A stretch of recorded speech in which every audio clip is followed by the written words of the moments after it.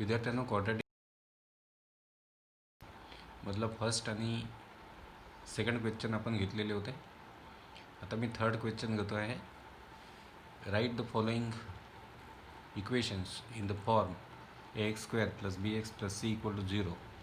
Then write the values of a, b, c for each equation. आता बघा इथे आपल्याला काही इक्वेशन्स दिलेले आहेत. 6 इक्वेशन्स आपल्याला दिलेले आहेत आणि प्रत्येक इक्वेशनमध्ये आपल्याला त्या इक्वेशनला ax square plus bx plus c equal to 0 या जनरल फॉर्ममध्ये आणायचं आहे आणि ABCचे व्हॅल्यूज लिहायचे आहे. तर इथे मी हा प्रॅक्टिस सेट 2.1 घेतलेला आहे. Write the following equations in the form of ax square plus bx plus c equal to 0 and write the values of ABC for each equation. ते फर्स्ट इक्वेशन आपल्याला जनरल फॉर्ममध्ये आणायला दिलेलं आहे. त्याचं सोल्युशन असं राहील मुलांना, हे जे इक्वेशन आहे जनरल फॉर्ममध्ये एक व्हेरिएबल असतो, नंतर एक इथे व्हेरिएबल एक्स आहे, मग हे स्क्वेअरची टर्म पहिली, middle term x raise to power 1 आणि कॉन्स्टंट टर्म इक्वल टू 0. तर स्क्वेअर टर्म, मिडल टर्म आणि कॉन्स्टंट टर्म इक्वल टू 0 अशा पद्धतीने आपल्याला प्रत्येक इक्वेशन दिलेलं आणायचं आहे. ते क्वाड्रॅटिक आहे की नाही ओळखायचं नाही, ते क्वाड्रॅटिकच आहे. त्याला आपल्याला जनरल फॉर्ममध्ये आणायचं आहे, म्हणजे स्क्वेअर टर्म असली पाहिजे, मिडल टर्म असली पाहिजे, कॉन्स्टंट असावा आणि इक्वल टू 0 असावं. तर हे जे इक्वेशन आहे मग 2y equal to 10 minus y square. ते बाय स्क्वेअर टर्म आहे, मिडल टर्म आहे वायची, इथे व्हेरिएबल वाय आहे आणि 10 पण आहे कॉन्स्टंट. तर मी काय करतो की वाय स्क्वेअरची टर्म इकडे घेतो, म्हणजे हे इक्वेशन मला भेटेल that is minus y square इकडे प्लस वाय स्क्वेअर होईल. हा 2yची टर्म जी आहे मिडल टर्म ही इकडेच आहे, साईन नाही आहे म्हणजे प्लस आहे, प्लस 2 आहे आणि कॉन्स्टंट घेतो आता इकडे, हा प्लस 10 इकडे मायनस 10 होईल आणि इकडचे या दोन्ही टर्म्स तुम्ही इकडे घेतल्या इक्वल टू 0. आता याला जर आपण या जनरल फॉर्मशी कम्पेअर केलं तर इथे एक्सच्या जागी इथे वाय आहे आणि मग स्क्वेअर टर्मचा कोएफिशियंट हा ए असतो, घेतो आपण, मिडल टर्मचा कोएफिशियंट बी घेतो आणि कॉन्स्टंट कोएफिशियंट जो असतो तो आपण सी घेत असतो. मग इथे मी लिहील कम्पेअरिंग विथ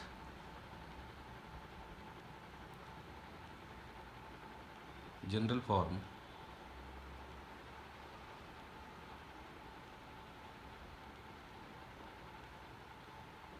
वी गेट, म्हणजे इक्वेशनला जर मी जनरल फॉर्मशी म्हणजे याच्याशी कम्पेअर केला तर मला इथे स्क्वेअर टर्मचा कोएफिशियंट ए आहे, इथे काहीच नाही आहे म्हणजे 1 आहे, म्हणजे ए इक्वल टू 1 मिळालं मला. इथे मिडल टर्मचा कोएफिशियंट बी आहे आणि इथे मिडल टर्मचा कोएफिशियंट आहे +2, म्हणजे बी इक्वल टू 2 भेटेल. आणि इथे कॉन्स्टंट कोएफिशियंट सी आहे, इथे कॉन्स्टंट कोएफिशियंट -10 आहे.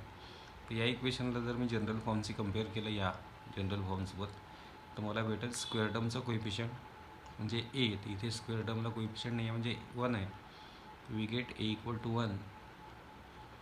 नंतर बी म्हणजे मिडल टर्मचा कोएफिशियंट असतो तो +2 म्हणजे 2 आहे आणि कॉन्स्टंट कोएफिशियंट सी इथे आहे -10. म्हणजे हे इक्वेशन जे दिलं होतं मला हे मी जनरल फॉर्ममध्ये आणलं आणि ABCच्या व्हॅल्यूज लिहिल्या. तर सेकंड इक्वेशन घेऊ आपण, आपल्याला एक्झाम्पल्स दिलेल्या. सेकंड इक्वेशन आहे x - 1 चा hole square equal to 2x + 3. आता इकडे माझ्याकडे जरा तुम्ही बारकाईने लक्ष द्या.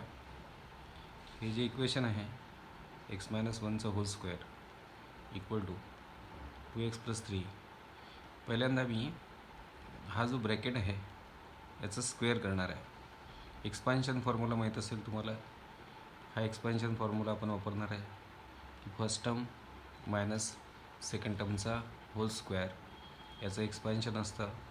इथे फर्स्ट टर्म ए आहे, सेकंड टर्म बी आहे आणि फर्स्ट टर्म मायनस सेकंड टर्मचा होल स्क्वेअर म्हणजे असतो फर्स्ट टर्मचा स्क्वेअर. मग इथे मध्ये मायनस साईन आहे, तिथे मायनस असेल, मग या दोघांच्या ए आणि बीचा प्रॉडक्ट असतो आणि त्याची टॉईस घ्यायची असते, म्हणजे 2 into first term into second term आणि मग असतो प्लस सेकंड टर्मचा स्क्वेअर. तर काय आहे याचं एक्सपान्शन मला घ्यावं लागेल पहिले. तर आता मी डायरेक्ट सांगतो तुम्हाला. तिथे x-1 होल स्क्वेअर आहे. हा स्क्वेअर मला घ्यायचा आहे, म्हणजे याचं या ब्रॅकेटचं एक्सपान्शन मला करायचं आहे. एक्सपान्शन फॉर्म्युला वापरतो आहे मी हा. तर पहिल्यांदा फर्स्ट टर्म, इथे फर्स्ट टर्म x आहे आणि सेकंड टर्म 1 आहे आणि मध्ये मायनस आहे. तर पहिल्यांदा या फर्स्ट टर्मचा स्क्वेअर घ्यायचा, म्हणजे एक्स स्क्वेअर. मी इथलं साईन मायनस आहे, तर इथे हे बघा, फर्स्ट टर्म मायनस सेकंड टर्मचा होल स्क्वेअर जो असतो याचं एक्सपान्शन अशा 3 टर्ममध्ये येते. पहिली टर्म, दुसरी टर्म आणि लास्ट टर्म. फर्स्ट आणि लास्ट टर्म ह्या स्क्वेअर टर्म असतात, त्याच्यामुळे दोन्ही पॉझिटिव्ह असतात. स्क्वेअर कधी निगेटिव्ह नसतो.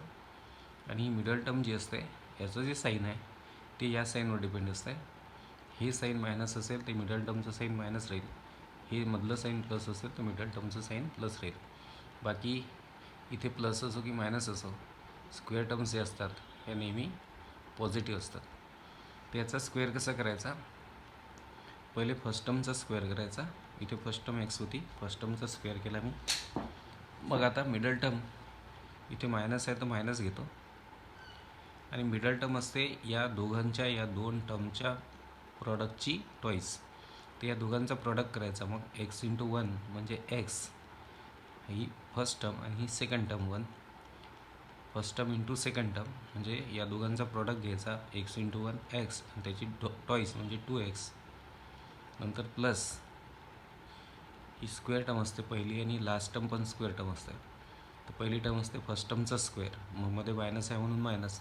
या दोघांचा प्रॉडक्ट घेतला मी, या दोघांचा प्रॉडक्ट घ्यावा लागतो. एक्स इंटू 1 म्हणजे एक्स आणि त्याची टॉईस मग घ्यायची 2x. जर इथे प्लस असतं तर इथे मग प्लस साईन आलं असतं.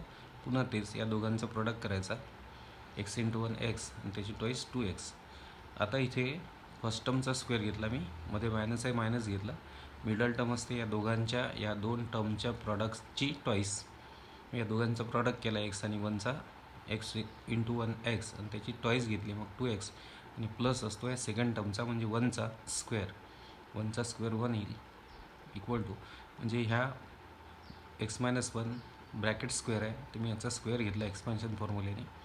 मग 2x + 3. आता ह्या दोन्ही टर्म्स मी इकडे आणतो. हे एक्स स्क्वेअर मायनस 2x, हे प्लस 2x इकडे घेतो मी, मायनस 2x होईल. मग हा +1 आहे आणि हा +3 इकडे घेतो, -3 = 0. आता या दोन टर्म्स सॉल्व होतात. सिमिलर टर्म्स म्हणतो आपण, सारखा व्हेरिएबल यांचा. आणि ह्या दोन कॉन्स्टंट टर्म ह्या पण सॉल्व होतील. एक्स स्क्वेअरच राहील. आता बघा हे सिमिलर टर्म्स आहेत आणि यांचे साईन जर प्लस मायनस असतील तर आपण त्यांचा डिफरन्स घेऊन मोठ्याचं साईन देतो. आणि ह्या सिमिलर टर्म्सचे साईन जर सारखे असतील म्हणजे मायनस मायनस किंवा प्लस प्लस, तर आपण त्यांची सम करतो आणि जे साईन तिथे रिपीट झालेलं असतं तेच साईन आपण देत असतो. तिथे साईन मायनस मायनस आहे, सेम साईन आहे, म्हणजे या दोघांची सम करेल मी 4x. आणि या दोघांचंही साईन आहे मायनस, तर ते मायनस घेईल मी इथे. मग इथे हे पहा, इथे दोन टर्म सिमिलर आहेत. आता हे कॉन्स्टंट आहेत, एक प्लस आहे एक मायनस. मग एक प्लस एक मायनस असेल तर या दोन टर्मचा डिफरन्स घ्यावा लागतो. मग इथे मोठा 3 आहे, 3मधून एक गेला म्हणजे 2 राहतील आणि मोठ्या टर्मचं म्हणजे 3चं साईन येईल मायनस इक्वल टू 0. तर हा स्टँडर्ड फॉर्ममध्ये झाला. हे जे दिलेले क्वाड्रॅटिक इक्वेशन होतं हे स्टँडर्ड फॉर्ममध्ये आलं. Square term, middle term, constant equal to 0. त्याला मी आता कम्पेअर करतो. या ax² + bx + c सोबत जर मी या इक्वेशनला कम्पेअर केलं तर स्क्वेअर टर्मचा कोइफिशियंट म्हणजे a, मिडल टर्मचा कोइफिशियंट म्हणजे b आणि कॉन्स्टंट कोइफिशियंट म्हणजे c. तर मी इथे लिहिलं आता कम्पेअरिंग विथ जनरल फॉर्म. म्हणजे या इक्वेशनला जर मी जनरल फॉर्मशी कम्पेअर केलं तर वी गेट, आपल्याला भेटेल a इक्वल टू, आता इथे स्क्वेअर टर्मचा कोइफिशियंट काही नाही आहे म्हणजे 1 आहे. स्क्वेअर टर्मचा कोणत्याही टर्मचा कोइफिशियंट काहीच नसेल तर 1 असतो. नंतर x म्हणजे मिडल टर्मचा कोइफिशियंट जो आहे तो b असतो, b घेतो आपण. मिडल टर्मचा कोइफिशियंट b असतो, तर इथे तो आहे -4. आणि कॉन्स्टंट कोइफिशियंट जो आहे c तो इथे आहे -2. नंतर आपण थर्ड इक्वेशनकडे येऊ. आपला प्रॉब्लेम असा आहे की दिलेले क्वाड्रॅटिक इक्वेशन्स जे आहेत ते स्टँडर्ड फॉर्ममध्ये आणा आणि ईच इक्वेशनसाठी ABCच्या व्हॅल्यूज लिहा. आता हे थर्ड इक्वेशन आपल्याला घ्यायचं आहे. इक्वेशन आहे x² + 5x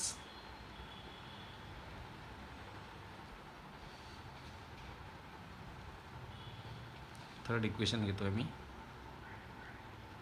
x square plus 5x equal to minus of 3 minus x.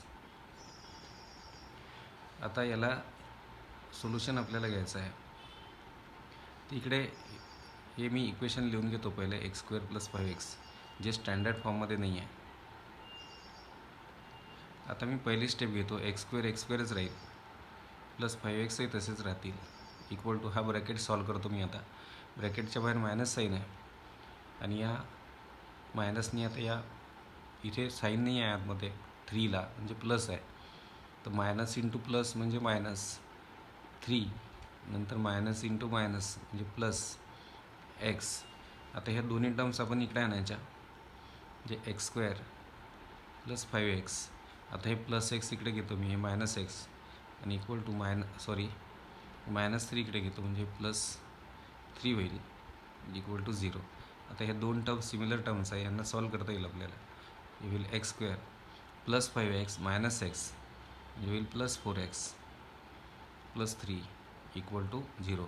Square term, middle term, constant term equal to 0. हे स्टँडर्ड फॉर्ममध्ये आलं. दिलेलं क्वाड्रॅटिक इक्वेशन आपण स्टँडर्ड फॉर्ममध्ये आणलं.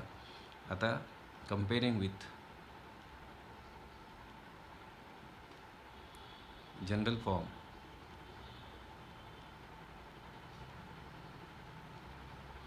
वी गेट, या इक्वेशनला जर जनरल फॉर्मशी कम्पेअर केला, या X square plus B X plus C equal to 0 या इक्वेशनसोबत, तर आपल्याला भेटेल we get A equal to, A म्हणजे स्क्वेअर टर्मचा कोइफिशियंट. या इक्वेशनशी आपल्याला कम्पेअर करायचं आहे त्याला. मग याला जर कम्पेअर केलं तर इथे स्क्वेअर टर्मचा कोइफिशियंट ए आहे, तर इथे स्क्वेअर टर्मचा कोइफिशियंट 1 आहे, म्हणजे इक्वल टू 1 झालं. इथे स्क्वेअर टर्मचा कोइफिशियंट बी आहे, इथे स्क्वेअर टर्मचा इथे मिडल टर्मचा कोइफिशियंट बी आहे, तर इथे मिडल टर्मचं कोइफिशियंट 4 आहे, मग बी इक्वल टू 4 होईल. इथे कॉन्स्टंट कोइफिशियंट सी आहे, इथे कॉन्स्टंट आहे 3, म्हणजे सी इक्वल टू 3 होईल. मग ए म्हणजे स्क्वेअर टर्मचा कोइफिशियंट असतो, तो 1 आहे इथे. बी म्हणजे मिडल टर्मचा कोइफिशियंट, तो 4 आहे. सी म्हणजे कॉन्स्टंट कोइफिशियंट, तो इथे 3 आहे. अशा पद्धतीने हे इम्पॉर्टंट एक्झाम्पल्स असतात, सोपे असतात. आपल्याला दिलेले इक्वेशन स्टँडर्ड फॉर्ममध्ये आणायला सांगतात आणि ABCच्या व्हॅल्यूज विचारतात. नेक्स्ट इक्वेशन आहे आपला 3m² equal to 2m² minus 9. Fourth आहे 3m² equal to 2m² minus 9. Solution घेतो. पहिल्यांदा हे इक्वेशन लिहून घेतो, 3m² equal to 2m² minus 9. आता या दोन्ही टर्म्स इकडे आणतो या साईडला, म्हणजे होईल 3m², हे प्लस 2m² इकडे मायनस 2m² होईल, मायनस 9 इकडे प्लस 9 होईल. याच्यावर लक्ष द्यावं लागेल तुम्हाला. मग 3m² मायनस 2m² म्हणजे राहतील m² प्लस 9 इक्वल टू 0. आता हे इक्वेशन क्वाड्रॅटिकच होतं, ते ओळखायचं नाही आपल्याला. आपल्याला फक्त हे करायचं आहे, त्याला स्टँडर्ड फॉर्ममध्ये आणणे. मग स्टँडर्ड फॉर्म काय असतो? स्टँडर्ड फॉर्ममध्ये स्क्वेअर टर्म असते, मिडल टर्म असते आणि कॉन्स्टंट असतो इक्वल टू 0. तर हे जे इक्वेशन आहे याच्यामध्ये स्क्वेअर टर्म आहे आणि कॉन्स्टंट आहे, मिडल टर्म याच्यामध्ये नाही आहे. मग याचा अर्थ मिडल टर्म जर नाही आहे, तर मग याचा अर्थ असा होतो, तो मिडल टर्म जी आहे त्याचा कोइफिशियंट हा 0 असला पाहिजे. मग मला आता मिडल टर्म तर ॲड करायची आहे, पण याच्या इक्वेशनची जी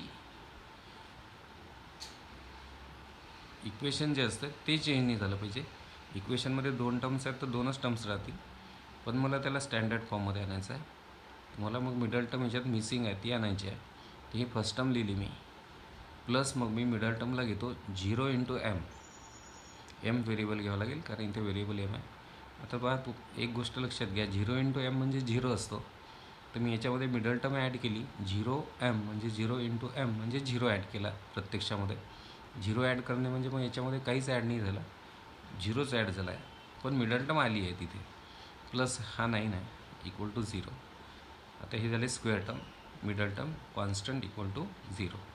आता याला जर मी कम्पेअर केलं स्टँडर्ड फॉर्मशी किंवा जनरल फॉर्मशी,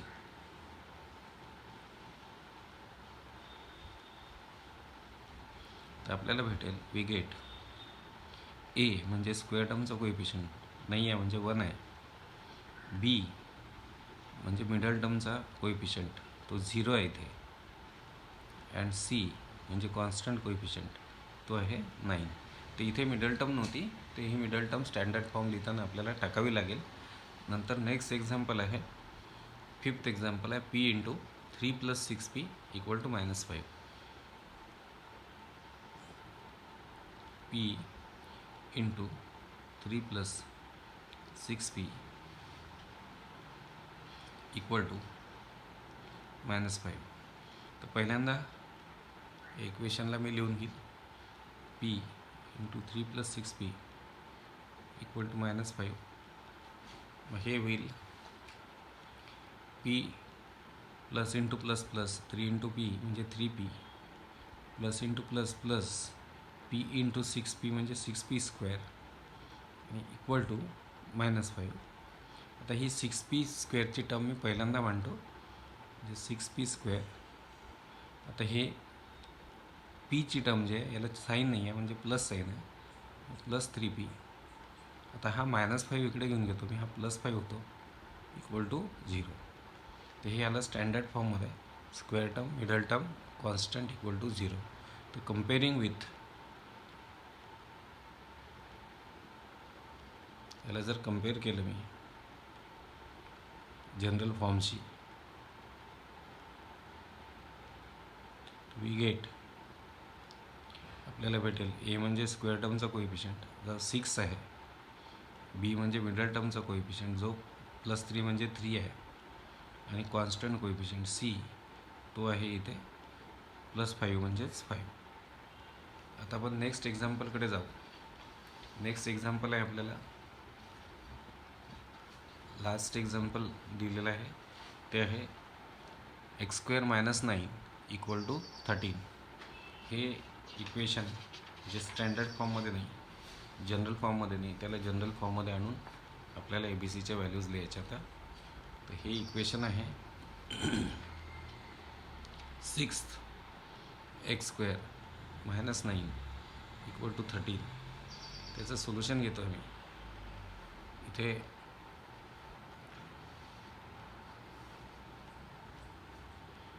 आपण x² - 9 = 13 लिहिलं.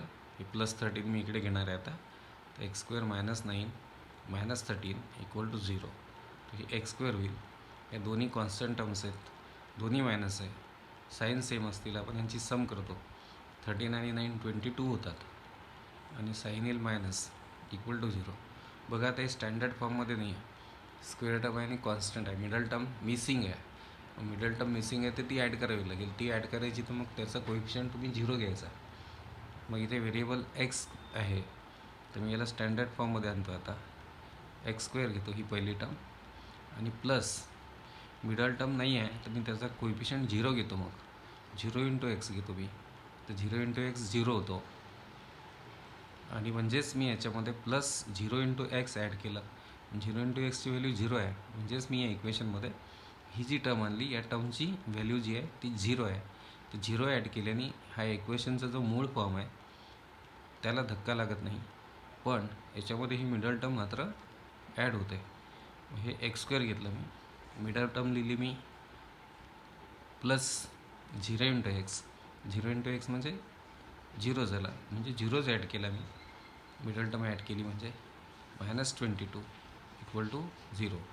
मग कम्पेरिंग विथ जनरल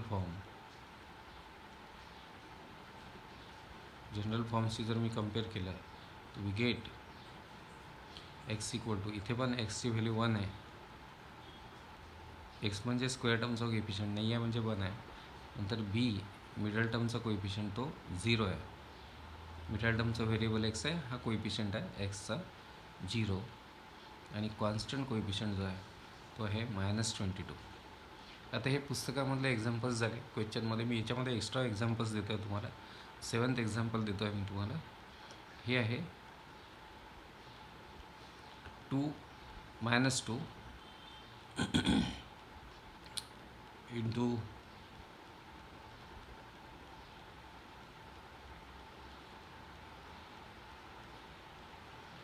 मायनस नाही घेऊ आपण, हे 2x²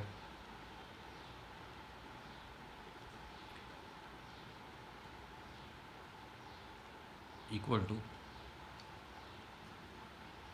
7x. आता हे इक्वेशन मी तुम्हाला दिलं,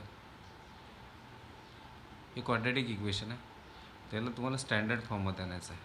तर तुम्ही घ्याल 2x² इक्वल टू 7x. आता 7x तुम्ही इकडे घ्याल, म्हणजे 2x² प्लस 7x इकडे मायनस 7x होतील आणि इक्वल टू 0 येईल. आता पहा, जसं इथे स्क्वेअर टर्म होती, कॉन्स्टंट टर्म होती, मिडल टर्म नव्हती, तर मिडल टर्म मी घेतली 0 इंटू एक्स, म्हणजे त्या मिडल टर्मचा कोइफिशियंट मी 0 घेतला. तर याच्यामध्ये बस स्क्वेअर टर्म आहे, हे क्वाड्रॅटिक इक्वेशन स्टँडर्ड फॉर्ममध्ये आलं नाही आहे. स्क्वेअर टर्म आहे, मिडल टर्म आहे एक्सची, पण याच्यात कॉन्स्टंट नाही आहे, तर मी कॉन्स्टंट ॲड करावं लागेल. नाही आहे म्हणजे मग मी त्याच्यामध्ये 0 ॲड करतो. 0ची व्हॅल्यू 0 आहे, त्याला काही व्हॅल्यू नसते. 0 ॲड केल्याने इथे थर्ड टर्म ॲड होईल, मात्र ह्या इक्वेशनचा जो मूळ फॉर्म आहे तो मात्र चेंज होणार नाही, तो तसाच राहील. 2x² minus 7x equal to 0. 0 add केल्याने हे इक्वेशन बदलणार नाही, पण 0 ॲड केल्याने हे इक्वेशन मात्र स्टँडर्ड फॉर्ममध्ये जरूर येईल. स्क्वेअर टर्म, मिडल टर्म आणि कॉन्स्टंट इक्वल टू 0 या फॉर्ममध्ये. तर मी याला करेल मग 2x² मायनस 7x. इथे कॉन्स्टंट नाही आहे, तर मी कॉन्स्टंट घेतो प्लस 0 इक्वल टू 0. आता याला मी कम्पेअर करतो स्टँडर्ड फॉर्मशी, म्हणजे जनरल फॉर्मशी. तर कम्पेअरिंग विथ, म्हणजे याची तुलना करणे जनरल फॉर्मसोबत. Comparing with general form we get, मग जनरल फॉर्मशी या इक्वेशनची मी याला कम्पेअर केलं, x² plus bx plus c equal to 0. हे इक्वेशन याच्याशी कम्पेअर केलं, तर इथे एच्या जागी मला 2 भेटेल, बीच्या जागी मला या इक्वेशनशी x² plus bx plus c equal to 0 सोबत हे इक्वेशन मी कम्पेअर केलं, तर इथे स्क्वेअर टर्मचा कोएफिशियंट a आहे, तर इथे मला a इक्वल टू इथे 2 भेटेल. नंतर इथे बीच्या जागी इथे -7 आहे, तर b इक्वल टू भेटेल -7 आणि c इक्वल टू भेटेल 0.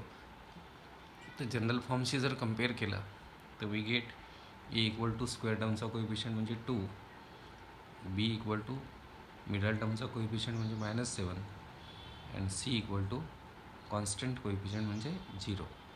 आणखी एक इक्वेशन देतो आहे मी तुम्हाला, हे वेगळ्या टाईपचे इक्वेशन्स आहेत मी जे देतो आहे ते. तर इथे बा हे वेगळ्या टाईपचं असं होतं, याच्यामध्ये कॉन्स्टंट नव्हता, आपण कॉन्स्टंट ॲड केला याच्यात. आता जे हे इक्वेशन मी देतो आहे त्याच्या टाईपचं आहे की 4x²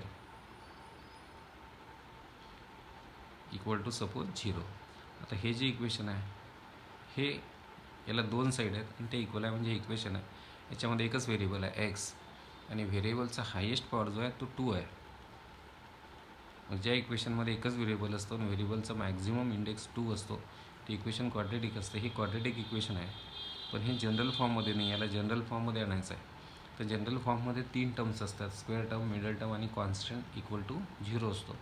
त्याच्यात आता मला ही पहिली टर्म तर दिलेली आहे स्क्वेअर टर्म, मग मिडल टर्म नाही आहे, तर ती मिडल टर्म मला ॲड करायची आहे. तर मी त्या मिडल टर्मचा कोएफिशियंट 0 घेतो, 0x घेतो मी मिडल टर्म. आता ॲक्च्युली 0 इंटू एक्सची किंमत 0 आहे, म्हणजे मी या 4x² 0 ॲड केला आहे. तर 4x² 0 ॲड केल्याने याची किंमत काही वाढणार नाही, 4x² राहील.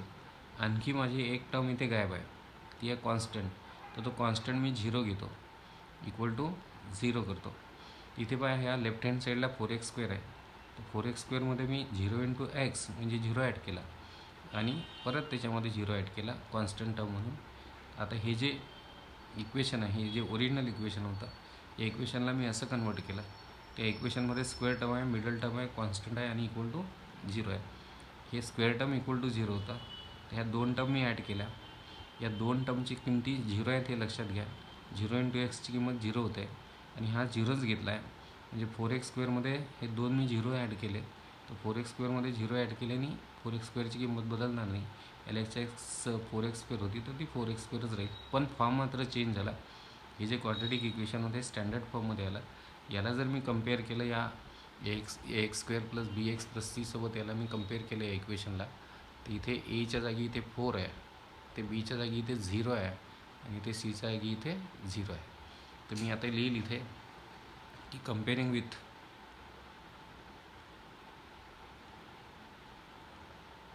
स्टँडर्ड फॉर्म किंवा जनरल फॉर्म. जनरल फॉर्मला स्टँडर्ड फॉर्मसुद्धा म्हणतात. वी गेट ए म्हणजे स्क्वेअर टर्मचा कोइफिशियंट म्हणजे 4, बी म्हणजे मिडल टर्मचा कोइफिशियंट म्हणजे 0 अँड सी म्हणजे कॉन्स्टंट कोइफिशियंट म्हणजे 0. तर अशा पद्धतीने इक्वेशन्स दिले जातील जे क्वाड्रॅटिक असतील पण ते जनरल फॉर्ममध्ये नसतील. जनरल फॉर्ममध्ये आणा आणि ए बी सीच्या म्हणजे स्क्वेअर टर्म, मिडल टर्म आणि कॉन्स्टंट टर्म यांचे कोइफिशियंट्स लिहा. असा असे क्वेश्चन्स तुम्हाला विचारल्या जाऊ शकतात परीक्षेमध्ये. तर ह्या अशा पद्धतीने हे प्रॉब्लेम्स आपल्याला करायचे असतात. तुम्हाला प्रॅक्टिस करायची आहे क्वेश्चन नंबर 3ची.